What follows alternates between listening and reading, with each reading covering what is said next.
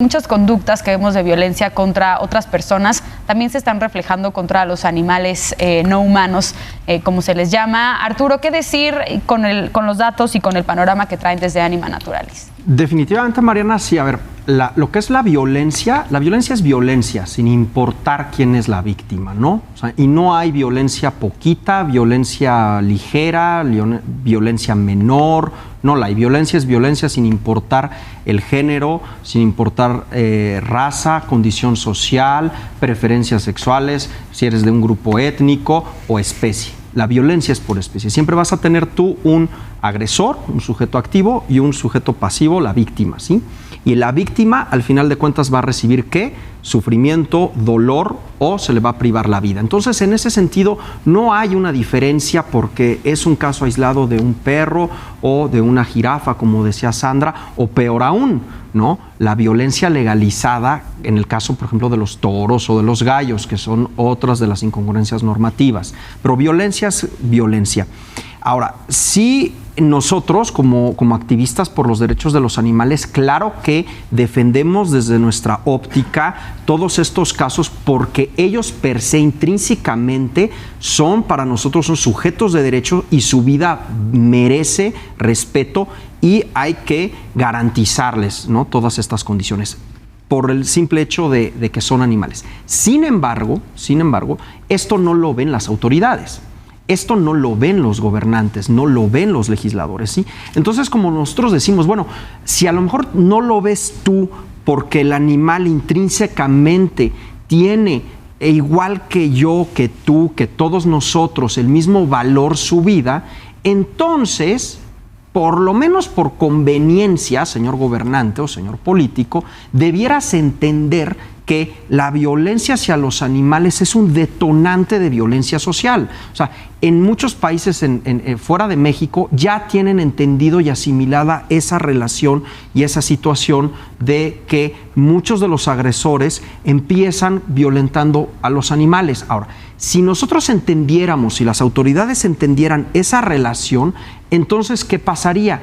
Que justamente lo contrario a lo que señala Sandra. Entonces, yo como autoridad, yo como fiscalía, entonces capacito a mis agentes del Ministerio Público, los concientizo, los sensibilizo, pero no lo hay. Solamente 5 fiscalías en el país, en todo México, han capacitado a su personal, ¿sí? Entonces yo capacitaría y les daría la importancia, incluso también en el Poder Judicial, o sea, concientizar y sensibilizar a los jueces de por qué es importante, ¿no? Entonces, son esos dos. Intrínsecamente valen exactamente lo mismo que nosotros, ¿sí? Porque si no caeríamos en un especismo, pero además, por conveniencia humana, pues tenemos que entender qué es ese detonante de violencia social. Arturo, empiezo contigo un poco para explicar esto que ya empezábamos a introducir en el primer bloque sobre cómo está en términos jurídicos el reconocimiento de derechos de los animales no humanos en México. Hay un contraste de alguna manera dependiendo a qué estado te vayas con leyes distintas. Ahorita hablábamos fuera del aire cómo también muchos de los contenidos son similares, ¿no? ¿Cómo se ha discutido esto, la evolución que hemos tenido? Y pues esto que destaca tu organización, que es que somos el primer país en América Latina con violencia contra los animales. Pues mira, Mariana, yo lo puedo definir como una esquizofrenia jurídica. O sea, realmente, porque lo que tenemos en el marco regulatorio, tanto federal, local, es una esquizofrenia total. Y te voy a decir por qué. Si nos vamos a los códigos civiles, al Código Civil y Código Federal y los 32 códigos civiles del país, de entrada los animales son considerados cosas, son bienes muebles. Así, una cosa. Entonces, imagínate que nuestra legislación civil, pues a los animales son considerados cosas de entrada. Pero al mismo tiempo, queremos hablar de que tienen derechos. Entonces, ahí hay una esquizofrenia, porque si es una cosa, como una cosa va a tener derecho. ¿Ves esa esquizofrenia que hay? Ahora, si nos vamos a las leyes, hoy tenemos 31 leyes locales, ¿no? Oaxaca es el único que no. Que en su mayoría las mismas leyes, pues yo creo que, y lo digo abiertamente por pereza de los legisladores en los congresos de los estados, hicieron un copy-paste de entre leyes, porque tú lees las 31 y casi, excepto la Ciudad de México, excepto Estado de México, que son las que más reformas han tenido, las demás dicen prácticamente lo mismo, como decía Sandra, clasifican a los animales por funciones, ¿no? Pero después esa esquizofrenia la encontramos en el propio cuerpo normativo de las leyes. Porque te dicen todas en su primer artículo, el objeto es proteger la vida de los animales. Pero tú vas avanzando en las leyes y dices, excepto, ¿sí?, toros, gallos, o sea, te hacen excepciones, ¿no? Las charreas.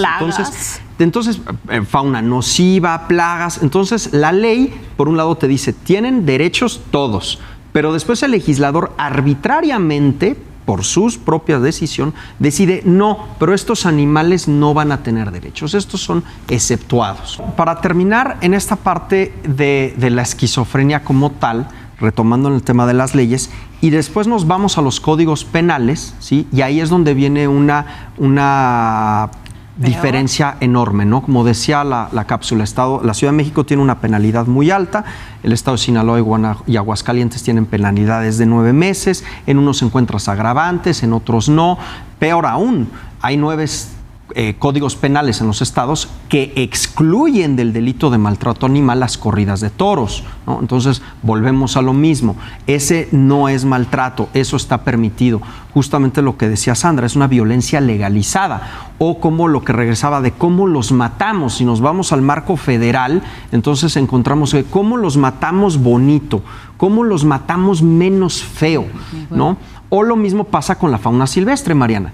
La fauna silvestre se ha visto durante muchos años en este país, pues los animales como un anexo de la naturaleza, ¿sí? Bueno, hay que proteger a la fauna silvestre porque son un anexo, están ahí en la naturaleza, pero no se les ha dado un tratamiento como lo que son, como unas especies en peligro de extinción, como sujetos de derechos. Entonces es un verdadero esquizofrenia jurídica lo que tenemos en la lectura que acaba de hacer Sandra es poesía jurídica. Pero de nada sirve. O sea, podemos redactar leyes maravillosas y una poesía jurídica extraordinaria y nosotros los animalistas vamos a estar, ¡ay, felices! Eso es maravilloso. Disneylandia, ¿no? Como se lo dije a Jesús Esma en el Congreso. Pues sí, vivimos en un Disneylandia de los animales.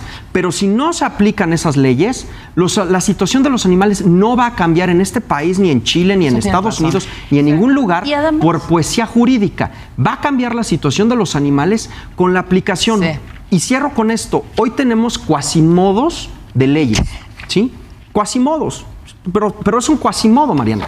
Pero por lo menos ese cuasimodo debiéramos de exigir que se cumpla. Pero ni siquiera el cuasimodo de ley que tenemos se cumple. Entonces, la condición de los animales no cambia. Arturo, vamos tarde. Un aprendizaje y creo que es una deconstrucción para todas las personas también en este proceso de ir reconociendo este tipo de derechos, ¿no? Totalmente de acuerdo, Mariana. Lo que acaba de decir Alina es un punto central. O sea, creo que debemos de caminar en 2 ejes. Sí está el eje de, como decía Sandra, mejorar las leyes, se pueden mejorar, que se apliquen las leyes, o sea, todo ese al paciente esquizofrénico que tenemos a nivel marco normativo, mandarlo a terapia, tratamiento, enderezarlo y darle su chocho. Pero también necesitamos, que es importantísimo, la educación, Mariana. Y creo que en este sentido tenemos que ser conscientes, ¿sí?, de qué queremos cultivar en nuestra mente. O sea, esto es fundamental, la educación. Mira, de las 31 leyes locales en el país, las 31 leyes locales le asignan atribuciones a las secretarías de educación en los estados. ¿Para qué? Para que implementen programas de respeto a la vida de los seres, a los animales como seres sintientes, etcétera, ¿no? No lo hacen, ¿sí? ¿Por qué es fundamental desde las escuelas y desde los menores de edad? Creo que una función que tenemos que sembrar empatía, tenemos que sembrar un tema de compasión. Nuestra mente la estamos bombardeando con violencia, consumo.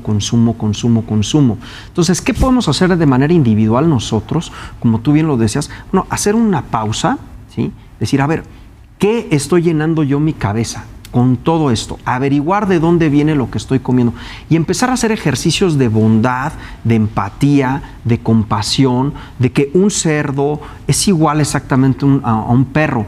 Tenemos muchas personas que aman a los perros, gatos, pero dicen, no, pero pero los cerdos no. O sea, esa disonancia me voy a los toros con mi perro. Sí, me voy a los toros. Entonces, la compasión, Mariana, la empatía, tiene que ser pareja. Y la empatía incluso hasta con humanos de nuestra propia especie. Ahí es donde debemos enfocarnos también, coincido con Alina 100%, ¿no? En sembrar esas virtudes. para mí la palabra clave es respeto. O sea, no entendemos nosotros los seres humanos lo que significa la palabra respeto. Y en general respeto hacia otra persona, respeto hacia los animales. Es que es mínimo básico lo que decimos. Hay que respetar la vida, respetar al otro ser. O sea, no respetamos, ¿sí?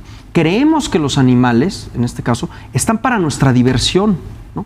Porque yo creo que se ve atractivo poner una jirafa en un parque en Ciudad Juárez a 40 grados centígrados, porque yo creo, ¿no? O sea, porque mi no respeto ni la naturaleza. Llevan jirafas, no respeto la vida del toro. Y no solo no respeto, sino lucro con eso. Y lucro con eso. Bueno, no respeto el toro porque me gusta. No respeto al cerdo porque me gusta. O sea, es que es todo. Y eso, Mariana, con eso acabo. Para mí eso es lo que ha llevado al desastre planetario que tenemos. En general, todo está conectado. Pero esa mentalidad de que no respeto y todo está para mi satisfacción, ¿sí? Infinita, ¿no? Y puedo atropellar y puedo pasar por encima de lo que sea, es lo que nos está llevando al desastre planetario en el que estamos. Sí.